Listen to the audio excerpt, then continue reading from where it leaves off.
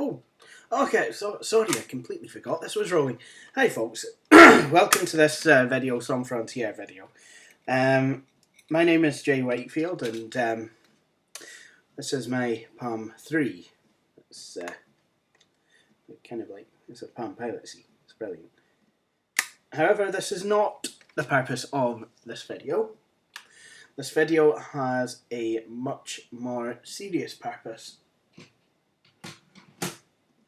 Today, I'm going to be talking a wee bit about Asperger Syndrome and depression. Now, a lot of you will probably be sick and tired of me talking about disability, especially Asperger Syndrome. I know that, to be honest, the troll community seems to think that Asperger Syndrome is basically an excuse for someone to basically have a bad attitude. And, well, I'm here to tell you that that is not the case at all. And that actually Asperger Syndrome is a real condition. And if you don't believe me, then, well, basically you're discrediting the work of a lot of educated people, of which obviously the UK government aren't educated people at all. Not even in the slightest. Now, this weekend I was supposed to be going to a respite place somewhere in Aberdeen called Penumbra. Now, they have a few Penumbras in Aberdeen, but I was going to be going, and I was going to do a whole video channel. I had the first video up and running. I sat here and recorded it before I actually left, and then I recorded another video to kind of show me packing. It was going to be a really good video channel, and, well, to be honest, it never happened. I got to Penumbra only to be told that all of the guests had taken ill. Now, it sounds kind of sinister, but only one of the guests had been staying at Penumbra at the time. The others were actually going to be coming in on Friday, like me. And unfortunately that's kind of not happened. However, I am going to be going at another time.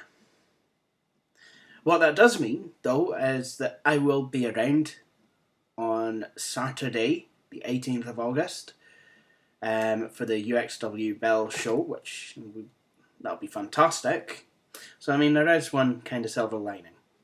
Unfortunately, at the time, I could not see that, because I do not cope well on my own.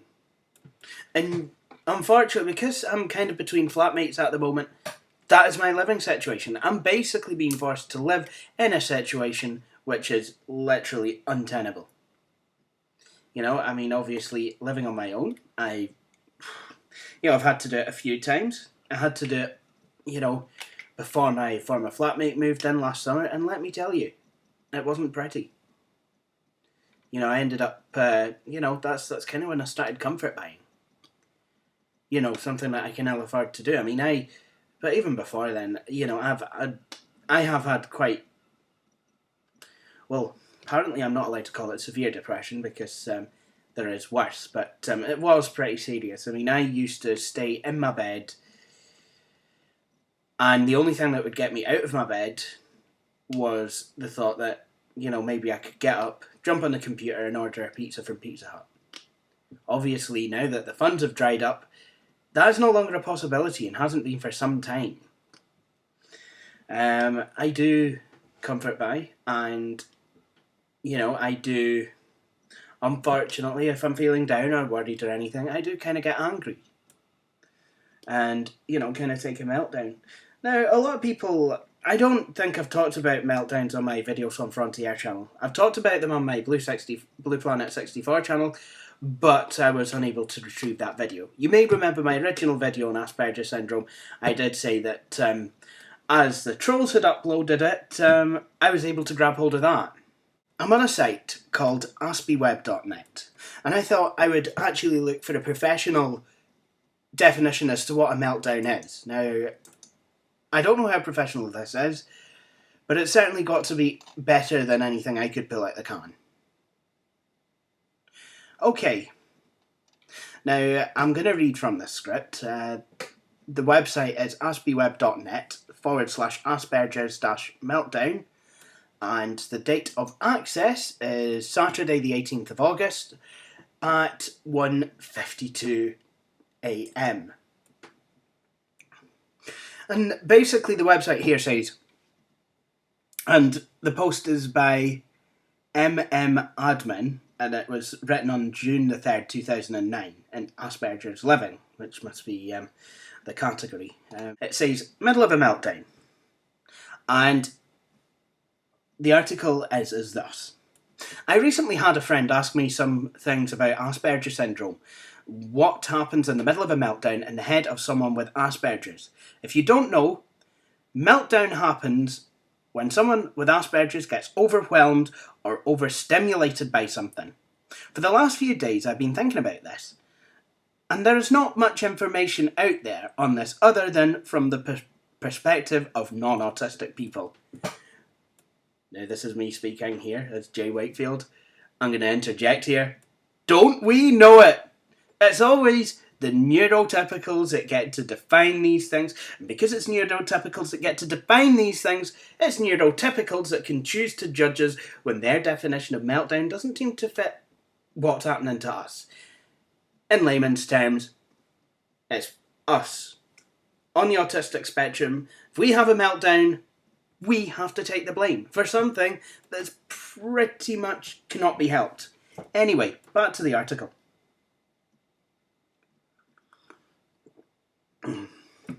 Meltdowns are typically caused by being overwhelmed. Autistic people, I don't like that, I prefer people with autism, can get overwhelmed from various things, including lighting, clothing, textures, stress, too many people talking all at once, a rapid major change in life, repetitive noises, and certain pitches of noise. For me, specifically, as in this admin person, stress, too many people talking to me at once, and rapid major changes are usually major triggers, with lighting, textures, and noises adding to the pot. It is important to realise that people on the autistic spectrum are unique, and everyone has different triggers. What can people do to help? That's a biggie. The best thing to do is just to give me some space for 5 or 10 minutes, says this person.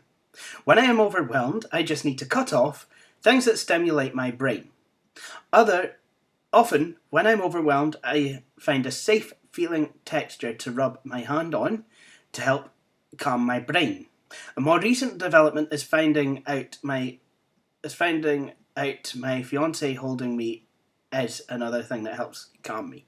Oh, sorry, I read that wrong. Basically, a more recent development is finding out that my fiance holding me is another thing that helps keep me calm, or if we're home, having her lay and put her weight on me. So true. I know it's human nature to want to talk about things, and believe me, I will want to talk about things after I'm through with the meltdown. For me, I need a bit of distance, and then I can talk. And often when people are forceful about trying to help me, it causes me to alienate myself more, causing bigger issues. If you're autistic, what helps you in the middle of a meltdown? If you know an autistic, I certainly don't like the way that was written. You know an autistic? Okay. Are we like the Amish or something? Anyway, back to this. If you know an autistic, if you know someone with autism, I would like to correct that. How have you helped an autist? How have you helped them successfully in the middle of a meltdown? Well, someone's made a YouTube video about a meltdown. Of course, that's gonna help the kid's mental self-esteem, isn't it? Now, I will read you the blurb, but I will not play the video because but the blurb says it's got 11 likes and 5 dislikes, so well done. Not every liker or disliker is a disableist out there.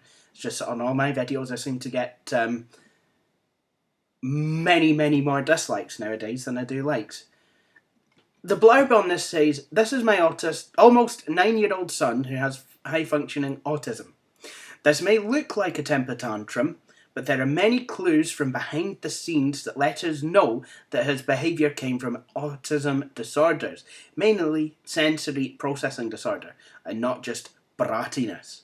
We had just gotten back from the grocery store and he was hot and overwhelmed by sight, motion and sound. He immediately started trying to build things with boxes when we got home instead of relaxing and trying to calm down out of the overload of sensation. This is a typical result. Thank goodness this didn't happen in public. That is the worst." Oh, and it so is. If you have a meltdown in public, unfortunately, meltdowns, like it said on that Aspie Web website, they are different for everyone. You know, not everyone has the same experiences. Not everyone reacts in the same way. And, well, I'm going to be honest here, not everyone on the autistic spectrum even has meltdowns. And this is what I hate. It's when someone knows someone who's got autism or Asperger Syndrome and they don't melt down, and then they see me and I do meltdown, I do have meltdowns, they turn round and say, "This person doesn't act like you. You can help this. You're just using it as an excuse." No. No way. That does not help anyone. And it certainly does not help me. In fact, it's actually made things a lot worse in the past. Because not only have I, been having to deal with what triggered said meltdown, but I've had to deal with the after effects as well.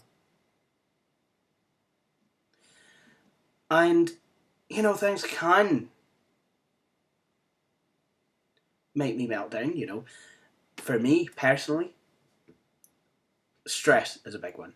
If I'm going under a lot of stress at the moment, I'm like I am, I'll most likely throw a meltdown.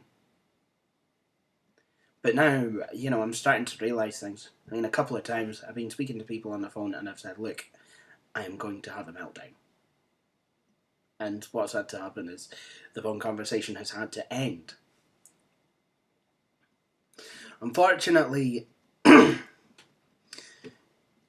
after one of these phone conversations, I didn't need it to end. I needed it resolved, and they were unable to do so. And basically, that resulted me in, well, I didn't melt down then, but that basically resulted in me not going to Penumbra. And, well, kind of had a meltdown later.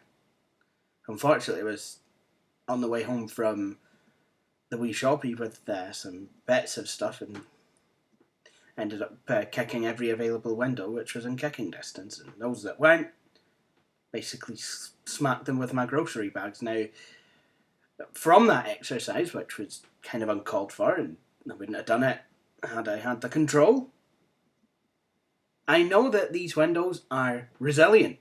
There was no kind of damage to them at all. So, yeah. Obviously, I'm not going to say which one does. So, yeah. However, it's not really good. Unfortunately, though, because I'm on my own, generally what I need is to be able to talk things out with someone. Worry and anxiety for me can lead to meltdowns, probably due to the stress part of it. And I generally, when I'm feeling that way, I generally need to talk to someone. Unfortunately, I really, I need to really talk to them face to face, or it would have to be someone nearby, if I was going to be able to talk to them on the phone. Someone, I would only be able to talk to someone on the phone if they were going to be able to sort it out. Because the phone conversation has to end, whereas, face-to-face meetings can last a wee bit longer, and then we can talk about other, we get to talking about other things, and then my mind's distracted. We have a laugh. Unfortunately, there's, really no one to meet with me face-to-face. I'm literally on my own. I do have friends, but they're always really busy. I have a few friends down south. I have one friend who lives in Surrey who's been trying to get me the help that I need. And, it was partly thanks to her that, I even got a chance for the respite, which didn't happen in the end. But,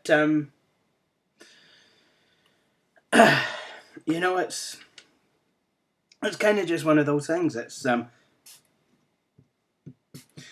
did, that's kind of prompted me to make this video because the other video had stuff in it about, my anger and Asperger Syndrome and what have you. However, shall I tell you what doesn't help? Shall I tell you what really, really doesn't help? What doesn't help is people judging me, saying how bad it is that I'm getting angry, and saying how I can't get angry, and saying stuff like, oh, you're using it as an excuse, or stuff like that. That will not help me at all. In fact, that could make things worse. I mean, what does it mean to me? When someone says, oh, you're just using it as an excuse. Well, it basically means that they won't accept the fact that my Asperger Syndrome is behind a lot of the angry outbursts I have. They, therefore, might see fit that I be punished, and if they so wanted, they could call the police. And what's that going to do? Absolutely nothing. Absolutely nothing in my favour anyway. It's certainly not going to stop me getting angry. I've been in a police cell, I'll not say exactly what for, but it was an Aspergian meltdown that caused it. When I came out of the cells, nothing happened, but, I